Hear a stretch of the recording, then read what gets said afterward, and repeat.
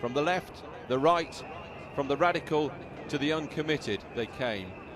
Whatever the figures, without doubt, one of the largest gatherings, let alone protest rallies, in English history. It was the day the police simply banished the car from central London. Preparations from first light. In the frosty air, early morning political warm-up acts.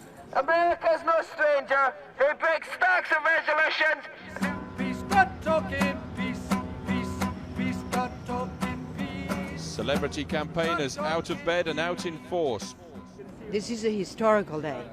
This is going to be a great day to remember for people throughout the world. I would very much like to be able to say to Tony Blair and George Bush that we elect you to actually represent us.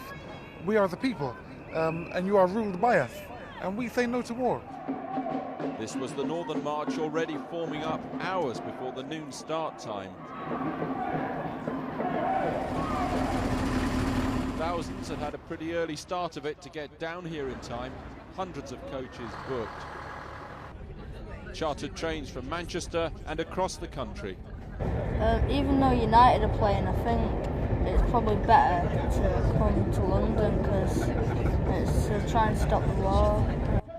Over at the Hyde Park rally, the rail union boss Bob Crow promised Tony Blair that if there is war, the Prime Minister ain't seen nothing yet.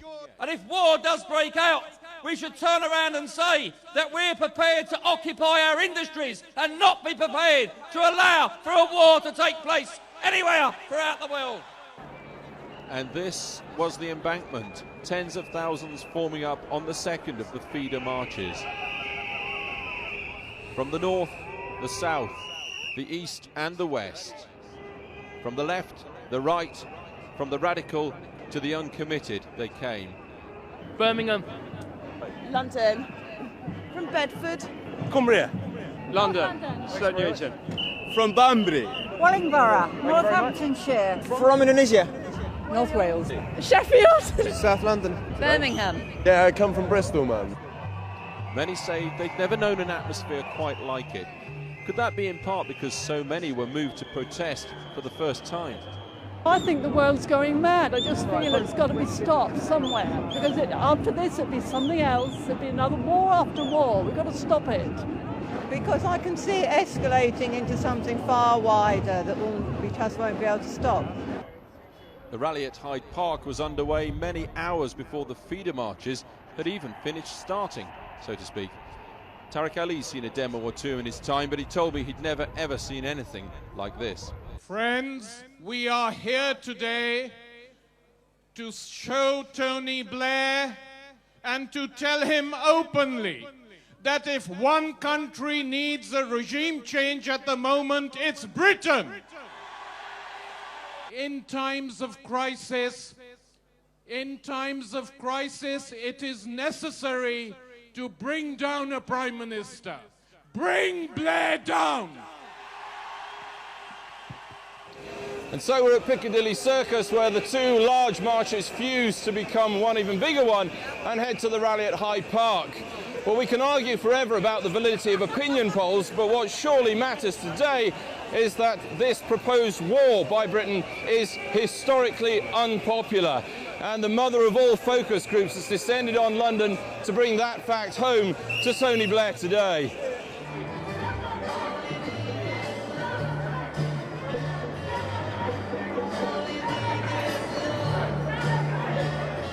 They just kept on coming.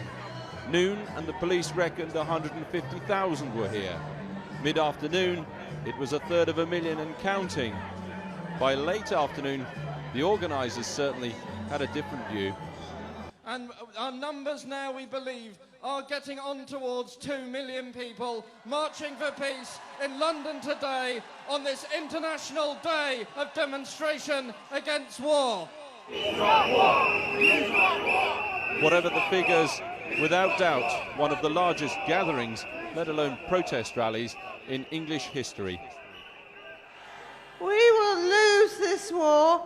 It will be a failure. All it will achieve is to be the best recruiting agent that the terrorists could hope for. The United States is a monster out of control.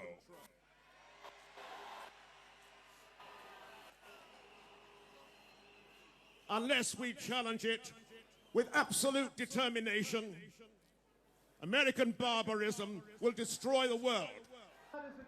And, of course, no gathering like this would be complete without George. I have to tell you, I would rather be eating cheese, reading Sartre on the banks of the River Seine, than taking popcorn with the born-again, Bible-belting, fundamentalist Republican administration in Crawford, Texas, execution capital of the world. And since we're discussing religion, from early morning it was clear that Muslim groups would this time be playing a large part in proceedings.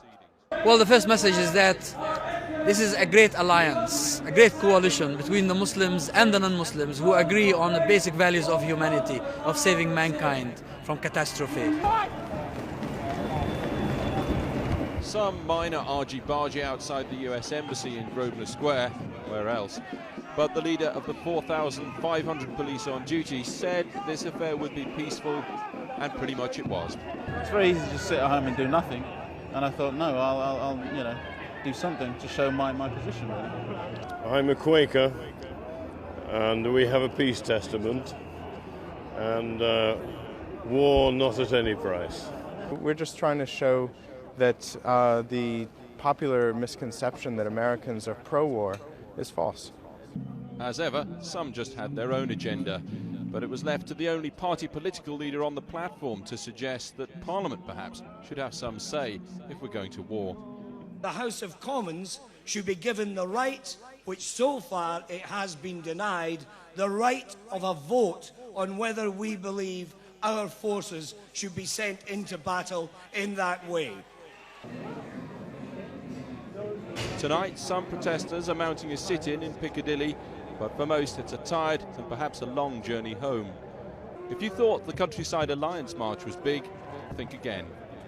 And all this just when we were persuading ourselves perhaps that we're becoming more selfish and bored with politics.